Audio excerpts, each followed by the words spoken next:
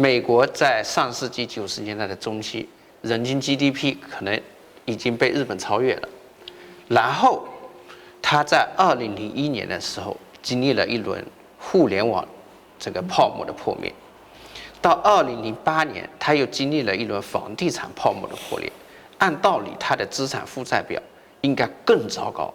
但是呢，现在这个美国的人均 GDP 已经到了7万美金这个地步了，差不多是日本的2倍了。那你觉得这又是什么原因呢？是能用资产负债表衰退来解释吗？ Yes.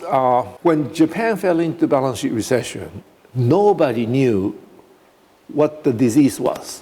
I didn't know. No one knew because we were never taught in economics about this concept of balance sheet recession until I came up with this idea 1997 or so. Japan has a lot of structural issues, but the key reason why the economy was slowing down was because of balance sheet problems. People are repairing balance sheets. So we lost lots of time wandering in the dark. And it's only around 1997 that I realized that this is a balance sheet recession and we have to use more government spending. Then in 2008, housing bubble burst in the United States and we fell into the same balance sheet recession. Within 2 years of 2008, US policymakers realized that this is balance sheet recession. And if it's balance sheet recession, government has to borrow money to spend to keep the economy going. So there's a famous talk by Chairman Bernanke of the Federal Reserve, who said, we cannot afford to fall off the fiscal cliff. Fiscal cliff means if you cut the fiscal stimulus, the economy will just collapse into the cliff.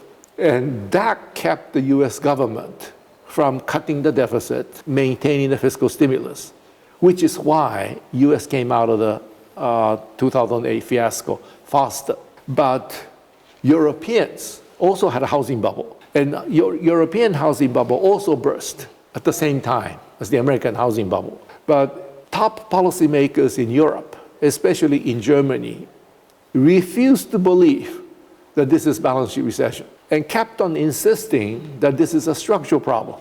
So they tried to do all sorts of structural reforms, but of course the economy did not respond. And it took Europe 10 years to recover from 2008 Lehman crisis. Whereas the United States, where the crisis actually began, came out only in 5 years.